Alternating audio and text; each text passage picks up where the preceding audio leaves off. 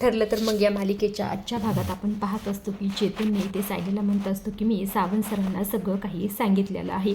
असं इथे म्हटल्यानंतर सावंत सर इकडे खरं तर अर्जुनला सगळ्या गोष्टी सांगतात की सायली मॅम आणि त्याचबरोबर चेतनने शांताच्या नवऱ्यापर्यंत पोहोचलेले आहे. तेव्हा इथे अर्जुन म्हणत असतो बरं झालं, म्हणजे उद्या हेरिंगची तयारी आपली भरपूर झालेली आहे. सायली आणि चेतनने सगळ्या गोष्टी मॅनेज करतील.